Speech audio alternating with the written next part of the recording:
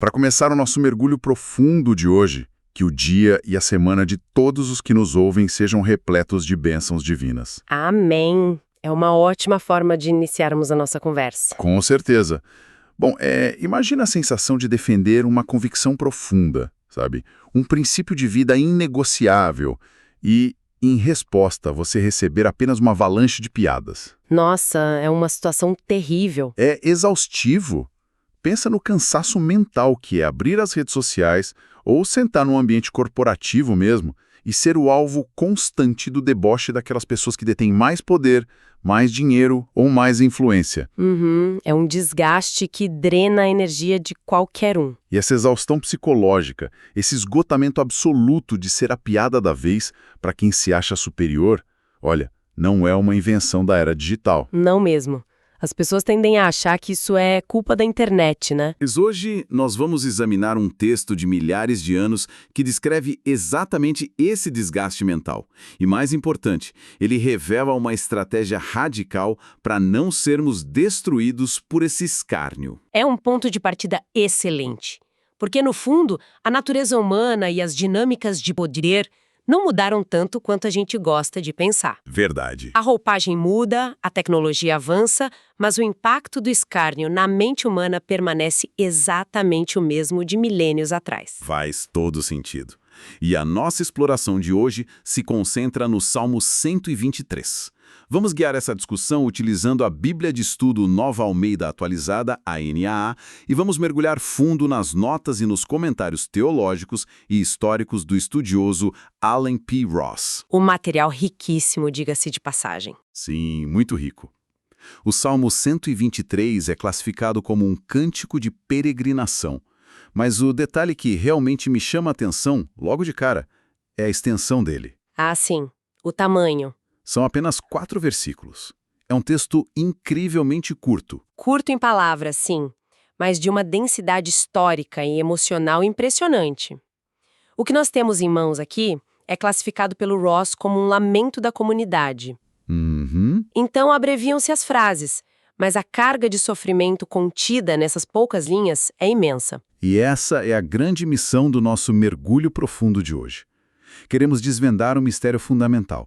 Como um texto tão antigo e tão conciso consegue capturar com uma precisão quase cirúrgica a anatomia da humilhação sistêmica? É uma ótima pergunta. Indo além, né?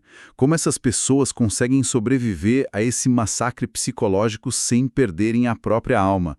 Ou pior, sem se tornarem os monstros que eles mesmos estão combatendo? Certo, vamos desempacotar isso porque a relevância dessa dinâmica para os dias de hoje é assustadora. É assustadora mesmo. E para entender essa ressonância, a gente precisa começar exatamente por onde o Salmo começa. Pelo primeiro versículo, então? Isso. Porque antes da gente entender por que esses peregrinos estão sofrendo, o texto nos obriga a olhar para a postura deles diante desse sofrimento.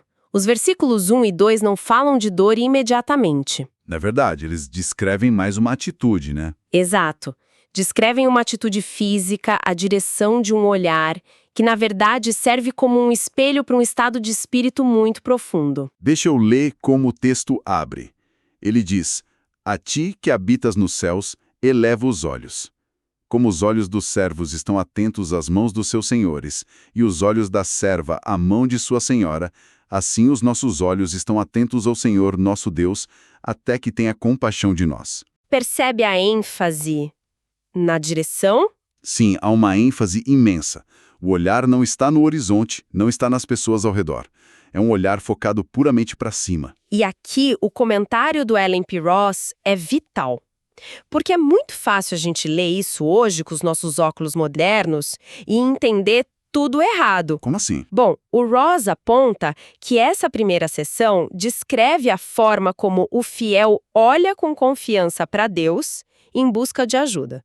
É uma postura deliberada de expectativa. Confesso que a minha mente moderna cria um bloqueio imediato com essa analogia do servo. É normal, muita gente sente isso. Porque, quando a gente ouve a frase, um servo com os olhos atentos à mão do Senhor, a nossa associação imediata é com ansiedade corporativa. Ansiedade corporativa, conta mais. Nós imaginamos alguém esperando por mais ordens, sabe? Por mais trabalho pesado. Seria como um funcionário hoje, em pleno domingo, atualizando freneticamente o aplicativo de mensagens da empresa. Todo tenso, vigiando a mão do chefe digital, só esperando a próxima bomba cair, Nossa, essa é uma imagem bem vívida e muito atual. né? Parece uma postura de pavor, uma submissão forçada e estressante. Sim, é a analogia mais natural para o nosso contexto acelerado e focado em produtividade. Mas o comentário do Ross corrige exatamente essa distorção. Ah, então não tem a ver com receber ordem de trabalho no fim de semana? De jeito nenhum. Ele esclarece que, embora a imagem sugira para algumas pessoas essa ideia de aguardar ordens, o contexto histórico e literário mostra algo completamente diferente. O que seria então? A imagem é de alguém que espera, paciente e confiantemente, que Deus haja a seu favor.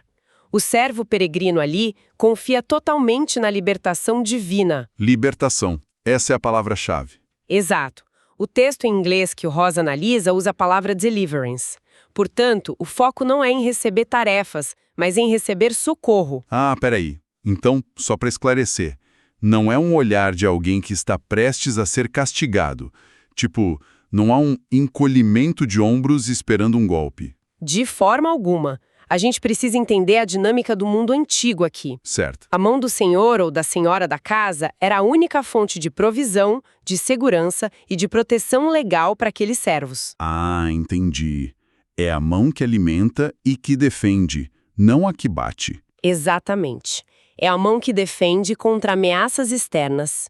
O contraste que o Ross pontua no comentário elimina qualquer ideia de medo tirânico.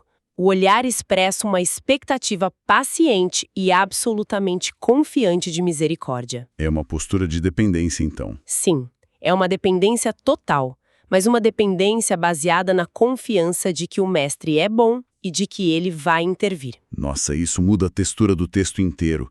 É uma vulnerabilidade ancorada na segurança. Mas olha, há um paradoxo enorme aqui. Qual seria o paradoxo? Bom, se a postura deles é tão serena, se eles estão ali, olhando para cima com essa confiança inabalável de que a ajuda virá, por que o texto sofre uma fratura tão dramática? Ah, a mudança de tom no versículo 3? Isso, porque os versículos seguintes quebram essa serenidade de forma muito abrupta.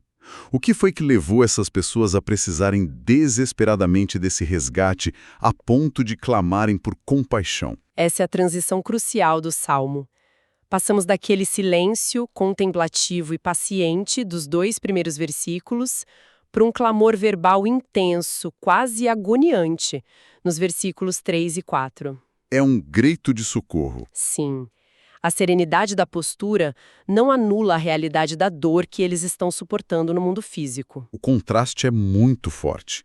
O texto clama: "Tem compaixão de nós, Senhor. Tem compaixão, pois estamos saturados de tanto desprezo.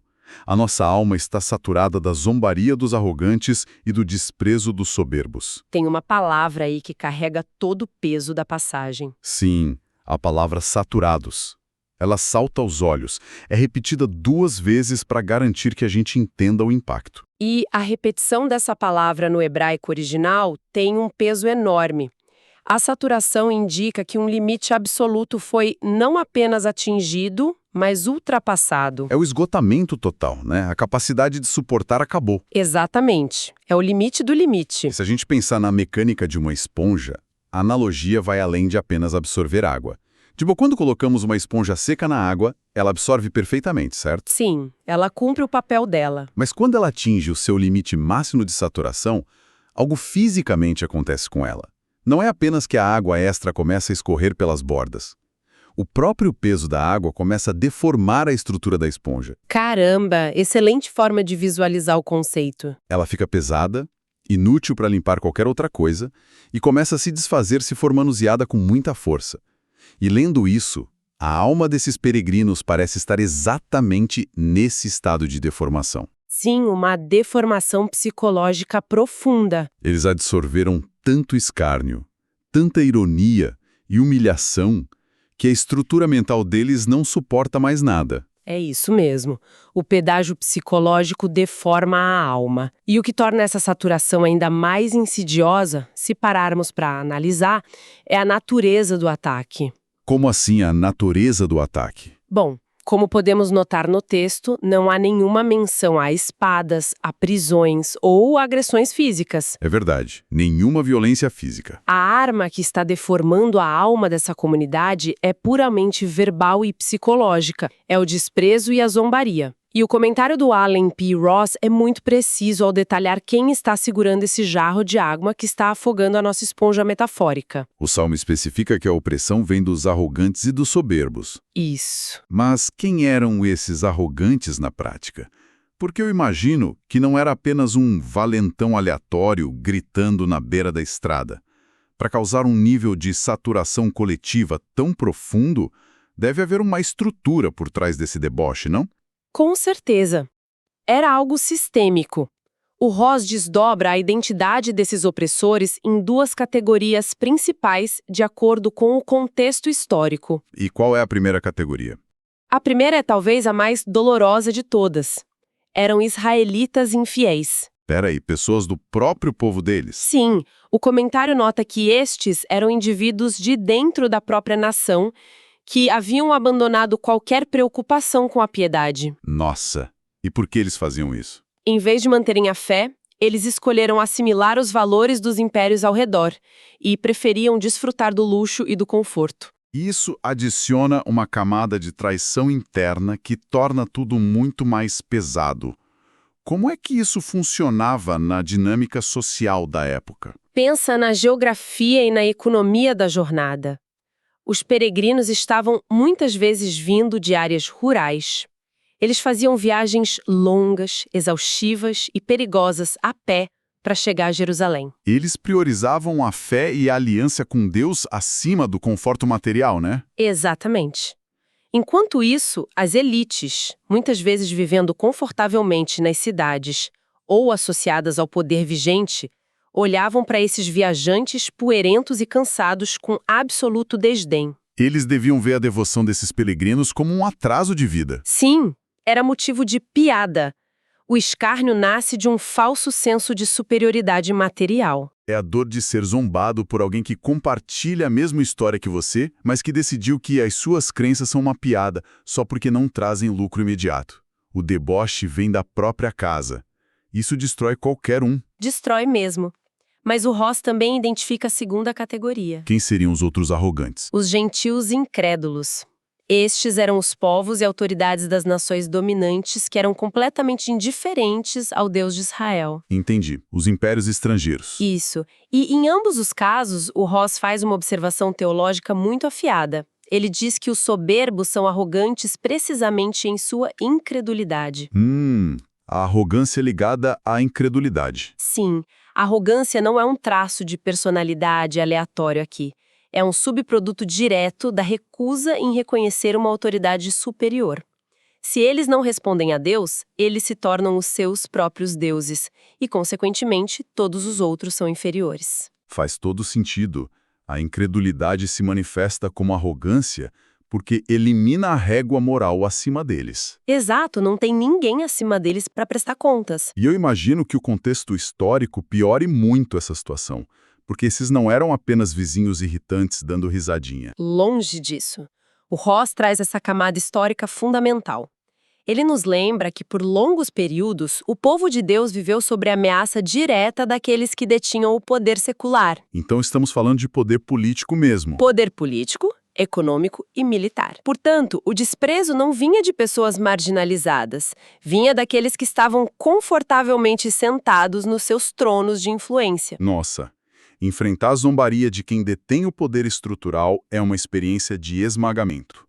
É a sensação sufocante de que as próprias estruturas do mundo em que você vive estão rindo da sua cara. É a tempestade perfeita para deformar a tal da esponja. Isso torna a nossa analogia da esponja deformada ainda mais real.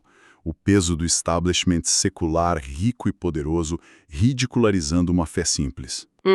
Agora, compreendendo todo esse cenário de um lado, os peregrinos humildes caminhando na poeira, saturados de dor, e do outro, os poderosos, os arrogantes, confortáveis no seu luxo. Nós precisamos analisar como essa humilhação é processada. Como eles reagem a isso tudo? Exato. Porque, lendo o texto, fica muito claro que eles não estão sofrendo em isolamento, tipo cada um no seu canto, chorando sozinho. De maneira nenhuma, isso é algo que o comentário do Ross categoriza explicitamente. O Salmo 123 é um lamento da comunidade. Comunidade, isso muda a perspectiva. Muda sim. As escolhas pronominais deixam isso muito evidente no texto original. É sempre nós e nossos.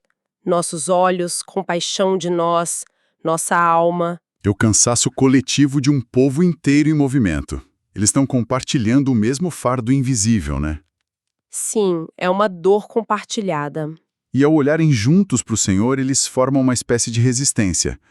Mas olha, aqui entra algo no material de origem que me deixou completamente perplexo. O que foi que te surpreendeu? Há um detalhe nas notas do Ross sobre a resposta a esse escárnio que parece ir contra todos os instintos humanos básicos. Você se refere ao propósito do alívio que eles buscam. Exatamente. O Salmo busca alívio do escárnio.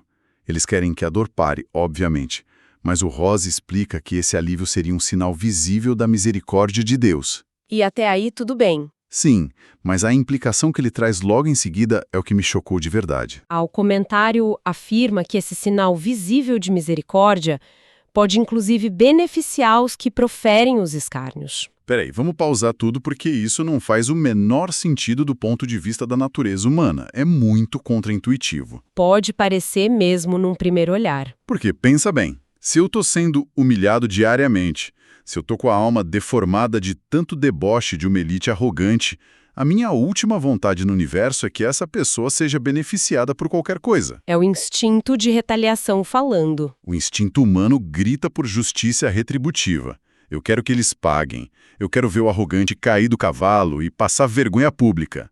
Sabe, fogo contra fogo. Sim, a maioria de nós reagiria assim. Como é que o comentário do Ross justifica essa atitude quase antinatural dos peregrinos? O que significa beneficiar o opressor neste contexto? Essa é a pergunta central para entender a profundidade teológica desse texto. O que o Ross está destacando é a diferença entre a justiça humana, que frequentemente busca a aniquilação do inimigo, e a vindicação divina. Vindicação divina. Explica melhor. A intervenção de Deus que os peregrinos estão aguardando, aquela demonstração de compaixão e livramento para os oprimidos, ela é tão poderosa e inegável que serve como uma revelação da verdade. Então não é um benefício tipo um prêmio financeiro para o opressor. Não, de jeito nenhum. O benefício para o arrogante incrédulo não é um prêmio, é o choque de realidade de ver o poder de Deus em ação. Nossa. Esse sinal visível tem o potencial de quebrar a incredulidade que causou a arrogância em primeiro lugar. Entendi. Então a oração deles não é tipo, Deus destrua quem ri de nós. Não, a oração é bem diferente. A oração é, Deus, mostre a sua misericórdia por nós de forma tão clara que até mesmo quem ri de nós seja forçado a reconhecer a sua glória. É brilhante, não é? É uma forma de buscar justiça que não perpetua o ciclo de ódio. Exatamente. Tem o potencial de transformar os opressores. E é por isso que o Ross enfatiza no encerramento do seu comentário que os cristãos hoje não devem sentir dificuldade de orar da mesma maneira. Porque é uma oração que não te contamina com o ódio do outro. Isso.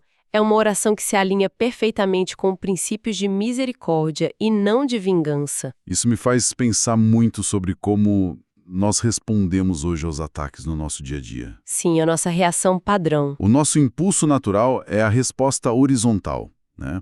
Se alguém debocha de nós com arrogância no trabalho ou nas redes sociais, a nossa mente imediatamente tenta encontrar uma palavra ainda mais afiada para machucar de volta. Sim, queremos ferir de volta. Queremos provar que o arrogante está errado através do embate direto no mesmo nível. Basicamente, queremos cancelar quem nos cancela. É o instinto de preservação do ego, tentar resolver a humilhação no mesmo plano em que ela ocorre. E aqui está a genialidade radical desse texto milenar. A resposta desses peregrinos ao deboche horizontal, que vem daquelas estruturas de poder ao redor deles, não é um ataque horizontal.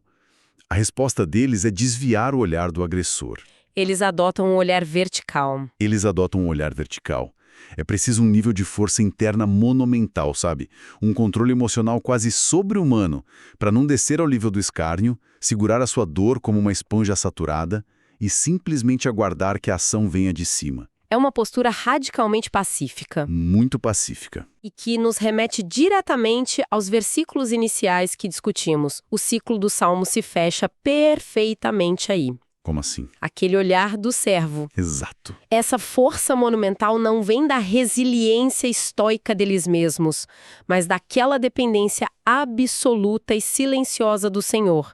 Eles sabem que não precisam vencer uma discussão acalorada na estrada para Jerusalém. Porque eles já têm a proteção. Exato, porque a proteção legal, moral e espiritual deles provém da mão daquele que habita nos céus. O lamento da comunidade organiza essa dor coletiva e, em vez de transformá-la em ressentimento e revolta, a direciona para a única fonte que pode resolver a injustiça com misericórdia. É fascinante ver como a estrutura lógica do texto amarra tudo. É impecável. Sim, é uma construção muito bem feita. Para sintetizar a jornada surpreendente que fizemos com esses breves 4 versículos, nós começamos analisando o peso esmagador de uma comunidade à beira do colapso. Pessoas com a alma saturada, deformada pelo desprezo contínuo de elites ricas e estruturas seculares arrogantes que viam a fé como motivo de piada. Uma situação de vulnerabilidade extrema. Exato. E diante dessa saturação, em vez de se voltarem uns contra os outros ou atacarem os seus opressores com ódio, eles escolhem intencionalmente a postura de um servo confiante. Um servo que não está tremendo de medo de punição, mas que espera com paciência e certeza a intervenção protetora do seu mestre verdadeiro. E o resultado dessa postura é uma resistência pacífica que busca não apenas o alívio próprio, mas a manifestação de uma glória que pode até mesmo iluminar a cegueira daqueles que os oprimem. É um modelo de sobrevivência psicológica e espiritual riquíssimo para qualquer época. Sem dúvida. E isso nos obriga a olhar no espelho da nossa própria época, né? Com certeza. Como nós dissemos lá no início, a natureza da arrogância humana não mudou. As estruturas de poder que menosprezam a simplicidade e a fé continuam muito, mas muito presentes. Presentes e ativas. O deboche contínuo satura a mente da nossa sociedade através de um ciclo ininterrupto de informação.